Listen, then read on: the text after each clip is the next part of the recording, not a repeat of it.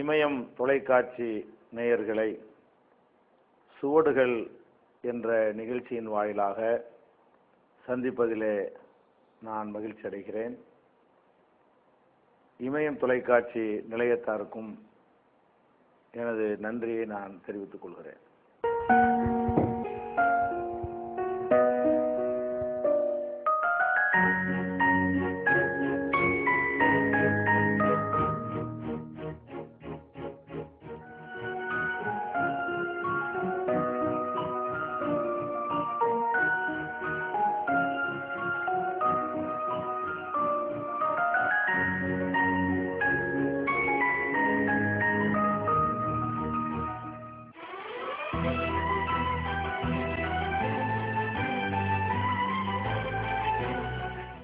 சின்ன வயசு அனுபவம் என்றால் குறிப்பிட்டு சொல்லும்படியாக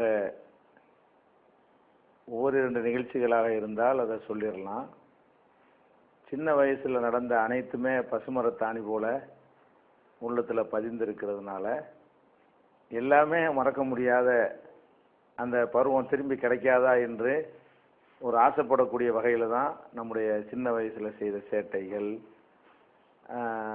இந்த குளத்தங்கரையில் போய் நீச்சல் அடித்தது, கடலில் போய் குளிப்பது, மீன் பிடிப்பது, பள்ளிக்கூடத்தை கட் பண்ணுவது, இப்படியான நிறைய விஷயங்கள் ஒன்றுமின் ஒன்றாக நமக்கு நிழலாடிக்கொண்டே தான் இருக்கிறது.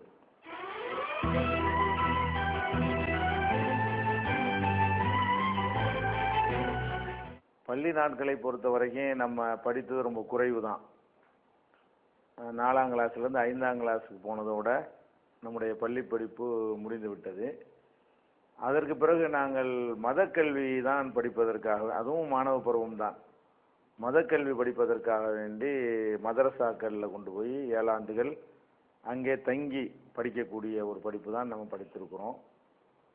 அதனால் அது மாணவ பருவத்தில் மற்றவர்கள் உலக கல்வி படிக்கும் பொழுது என்ன மாதிரியான அனுபவங்கள்லாம் இருக்குமோ அதெல்லாம் மதரசாக்களில் இருக்க ரொம்ப அதிகமான கட்டுப்பாடுகள், வெளியே போக முடியாது, பேப்பர் கூட படிக்க முடியாது, இது மாதிரி உலகத்தை விட்டு அப்படியே ஒதுங்கி இருக்கணும், இந்த மாதிரியான கட்டுப்பாடுகள் கொண்ட இடத்துல படித்ததுனால வேறு சுவாரஸ்யமான நிகழ்வுகள்லாம் அதிகமாக இருக்காது.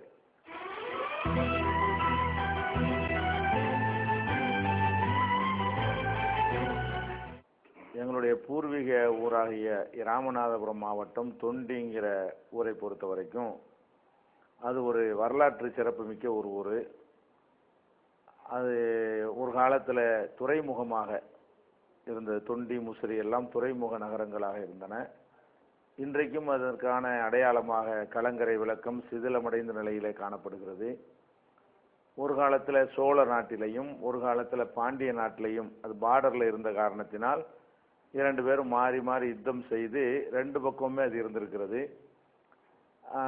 அந்த தொண்டியை பொறுத்த வரைக்கும் நெல் உற்பத்தியில் சிறந்து விளங்கிய காரணத்தினால சிலப்பதிகாரத்தில் கூட தொண்டி நல் அரிசி என்று சொல்லி இளங்கோவடிகள் எங்கள் ஊருடைய அரிசியை பற்றி கூட ரொம்ப புகழ்ந்து பாடியிருக்கிறாரு.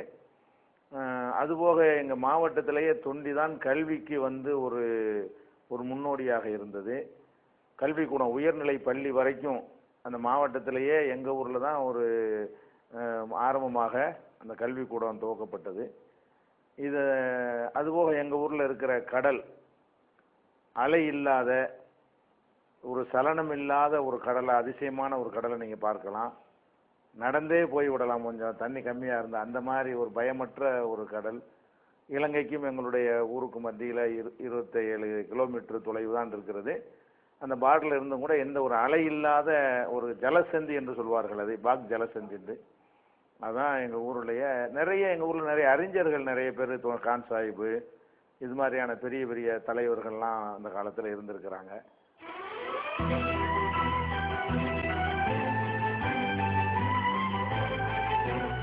திரைப்படங்களுக்கு அந்த சிறு வயதில் அது எல்லாரையும் வந்து அது ஈர்த்த மாதிரி நாமளும் சிறு வயதில் திரைப்படங்களுக்கு சென்றிருக்கிறோம். தெரியாமல் திருட்டுத்தனமாக கூட திரைப்படங்களுக்கு சென்ற அனுபவங்கள்லாம் இருக்கிறது. அதற்காக கண்டிக்கப்பட்ட அனுபவங்கள் இருக்கிறது. ஆனால் திரைப்படங்களால் மக்களுக்கு எந்த ஒரு நன்மை இல்லை, கேடுதான் இருக்குது என்று தெரிந்த பிறகு திரைப்படங்களுக்கு சென்று பல வருடங்கள் ஆகிவிட்டது.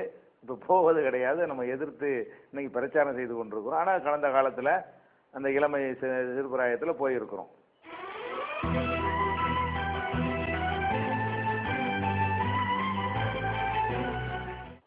ஆசிரியர்கள்ட்ட அதிகமாக அடி வாங்கிய மாணவர்களில் நான் முதலிடத்தில் இருப்பேன். என்னிடம் நிறைய இந்த ஏற்று பேசுறது, குறும்புத்தனம் செய்கிறது, சேட்டை செய்கிறது, பசங்களோட சண்டை போடுறது, இந்த மாதிரி ஒரு ஒரு முரட்டுத்தனமான ஒரு தன்மை அதிகமாக இருந்ததுனால அது நிறைய அனுபவத்தில் இருக்கிறது. நிறைய அடி வாங்கியிருக்கிறோம். அடி வாங்கி வெயிலில் நிப்பாட்டி வைப்பார்கள். அந்த குட்டைன்னு சொல்லி காலில் சங்கிலியை கட்டி வீட்டுக்கு போக முடியாமல் நிப்பாட்டி வைப்பார்கள். இதெல்லாம் நம்ம நிறைய அனுபவித்திருக்கிறோம்.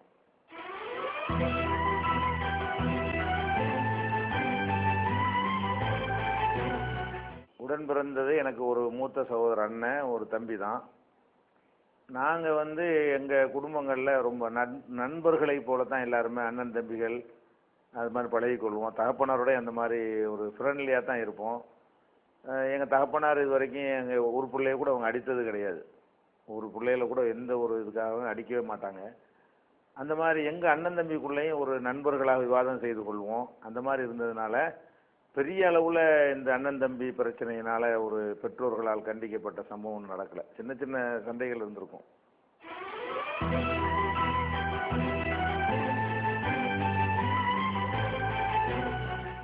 வசந்த காலத்தை நோக்கித்தான் பிரயாணம் செய்து கொண்டிருக்கிறோம். வசந்த காலம் என்றால் நம்ம வசந்த காலமாக நம்ம எதை கருதுகிறோம் என்று கேட்டால், நாங்கள் இந்த உலகத்தில் ஒரு ஆதாயத்தை அதெல்லாம் எதிர்பார்த்து நம்ம ஒரு இது பண்ணலை. மக்கள்கிட்டையெல்லாம் அந்த மூடநம்பிக்கைலாம் ஒளிந்து ஒரு சரியான பாதையை நோக்கி இந்த மக்கள்லாம் வந்துட்டாங்கன்னா அதுதான் வசந்த காலம் என்று ஒரு இலக்காக நம்ம வைத்திருக்கிறோம். அதை நோக்கி போய்கொண்டிருக்கிறோமே தவிர அந்த வசந்த காலத்தை வந்து அடைஞ்சிடல. அதை நோக்கி பிரயாணத்தில் தான் இருந்து கொண்டிருக்கிறோம்.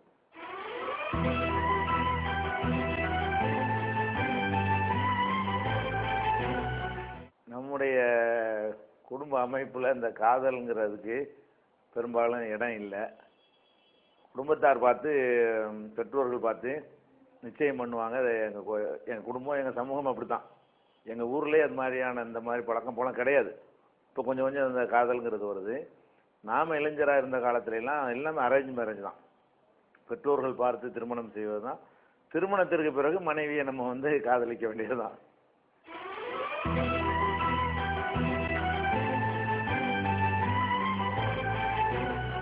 வருத்தப்படுவது ஒன்று தான் எனக்கு அடிக்கடி வருத்தப்படக்கூடியது.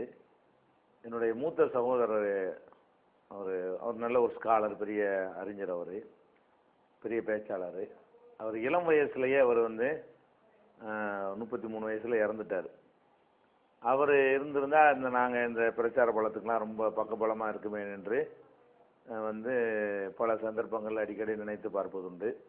வேற ஒரு இழப்பாக மற்றதெல்லாம் பெரிய இழப்பாக எனக்கு தெரியதில்லை. மற்றதெல்லாம் வயசான காலங்களில் மற்றவங்க இறந்துருக்குறாங்க. இந்த இளம் வயசில் என்னுடைய அலாவுதீன் என்ற என்னுடைய அண்ணன் மரணம் வந்து, ஏன்னா அவர் பக்கபலமாக இருந்தார் எங்களுடைய பிரச்சார கட்டத்தில் எல்லாம்.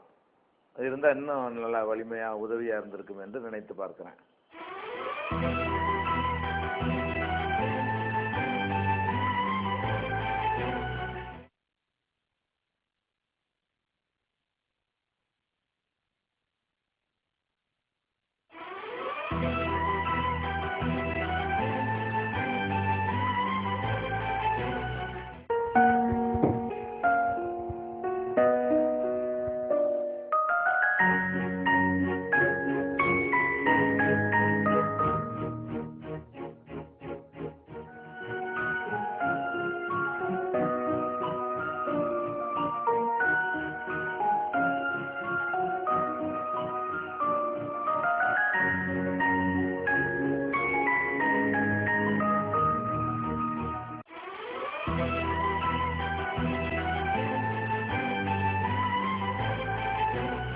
பிடித்த உணவுகள் என்பது வந்து சொன்னால் நம்புவதற்கு நீங்கள் சிரமப்படுற மாதிரியான உணவு தான்.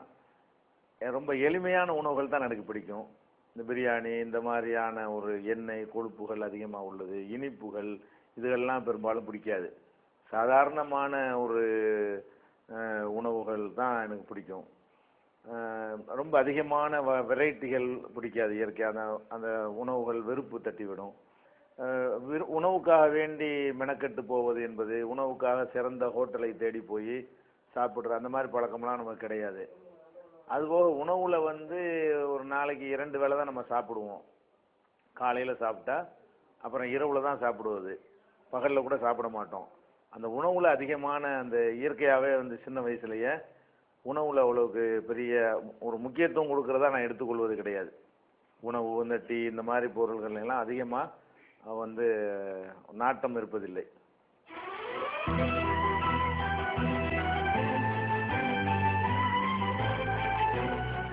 செல்ல பிராணிகளாக நம்ம எதையும் வளர்க்கிறது கிடையாது. சில நேரங்களில் சின்ன பிள்ளைகளுக்கு வந்து சிட்டுக்குருவி இந்த மாதிரி கூண்டில் வைத்து வளர்க்க கொஞ்ச நேரம் பார்த்து ரசிப்போம், அவ்வளவுதான். செல்ல பிராணிகளாக நாய் பூனை இது மாதிரியான வளர்க்கக்கூடிய பழக்கம் அப்போ இருந்து இப்போ வரைக்கும் நம்மள்கிட்ட இல்லை.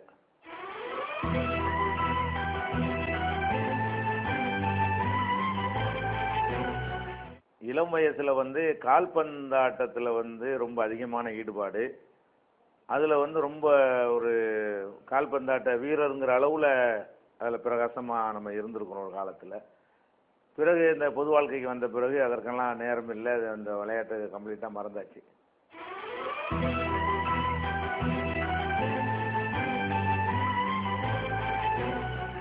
மிக மிக பிடித்த புத்தகம் என்று சொன்னால் அது இஸ்லாத்தில் நாங்கள் இருக்கிறதுனால அதை சொல்லவில்லை. திருக்குரான் என்பது எனக்கு வந்து மிக மிக பிடித்த ஒரு புத்தகமாக இருக்கிறது. என்னடா அதில் வந்து ஒரு மனிதனை நல்வழிப்படுத்தக்கூடிய போதனைகள் இருக்கிறது. தவறாக வழிநடத்த முடியாமல் அது ஒரு கவசமாக இருக்கிறது. அனைவருக்கும் புரியக்கூடிய விதத்தில் அதனுடைய செய்திகள்லாம் அமைந்திருக்கிறது. தேவையற்ற விஷயங்கள்லாம் அதில் வந்து சொல்லப்படலை. அதனால திருக்குரானை வந்து திரும்ப திரும்ப அது படிக்கத்தக்கதாக, புரிந்து படிக்கத்தக்கதாக திருக்குரானை நம்ம வந்து நேசிக்கிறோம். பிடித்த எழுத்தாளர் என்று சொல்லி கொள்றதா இருந்தால் அது அப்படி. ஏன்னா நம்ம எழுத்துலேயே நம்ம கொள்கை சார்ந்த எழுத்தாளர்களை தான் நம்ம வந்து நேசிக்கிறோம். நம்ம பார்த்த வரைக்கும் எல்லாமே ஒரு கொள்கையற்றவர்களாகவும் அல்லது கூலிக்கு எழுதக்கூடியவர்களாகவும் ஒரு பயனுமற்ற செய்தியில் எழுதக்கூடிய எழுத்துக்களை தான் நம்ம இன்றைக்கு பார்க்க முடிகிறது. அதனால இந்த எழுத்தாளருடைய படைப்பு நல்லா இருக்குன்னு சொல்ற அளவுக்கு எனக்கு தெரிஞ்ச வரைக்கும் ஒருத்தரையும் சொல்ல முடியல. எந்த எழுத்தாளராக இருந்தாலும் அதுல வந்து ஒரு மெசேஜ் இருக்க மாட்டேங்குது.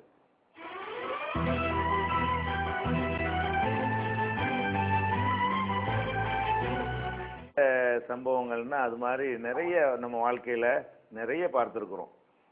1-2 பார்க்கல.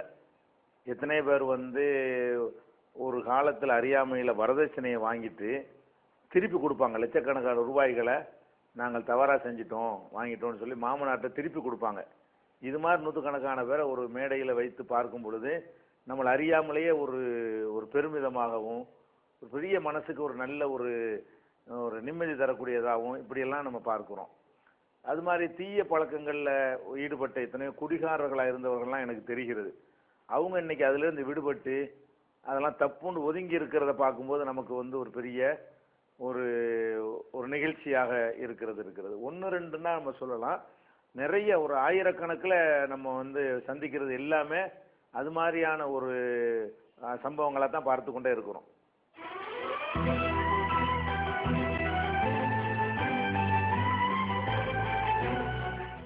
ஆக்ரா சென்றிருக்கிறேன், தாஜ்மஹால், டெல்லி, ஹைதராபாத், பெங்களூர், ஊட்டி, கொடைக்கானல் எல்லாம் இந்தியாவில் உள்ள சுற்றுலா தலங்களுக்கு தான் சென்று வந்திருக்கிறேன்.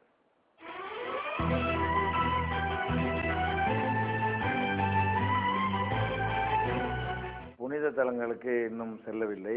அதற்கான முயற்சிகள் மக்காவுக்கு செல்ல வேண்டும் என்று முயற்சி செய்கிறோம். இந்த வருஷம் குழுக்களில் எங்களுக்கு கிடைக்கவில்லை.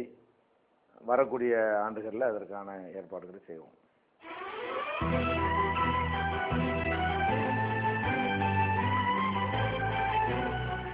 சமூக நீதி என்பது சமநீதியாக இருக்க வேண்டும். இன்றைக்கு வந்து நாட்டில் ஆட்களை பொறுத்து, சமுதாயத்தை பொறுத்து